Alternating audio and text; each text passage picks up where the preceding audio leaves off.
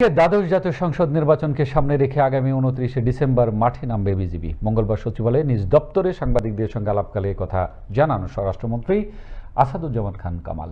এ সময় এক প্রশ্নের জবাবে স্বরাষ্ট্রমন্ত্রী জানান, নির্বাচন কমিশন যাকে মনে করছে বদলাতে হবে তাৎক্ষণিক তাকে পাল্টে দেওয়া হচ্ছে। এটা নির্বাচন কমিশন সবসময় করে।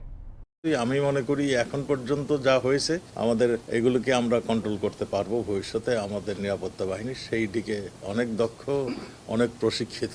দুই একটি ঘটনা যে ঘটে গিয়েছে এবং এইগুলিকে আইডেন্টিফাই করেছেন এবং তাদেরকে অ্যারেস্টও করে ফেলেছেন এবং ভবিষ্যতে যাতে না হয় সেই জন্য তারা টহল বৃদ্ধি করেছেন।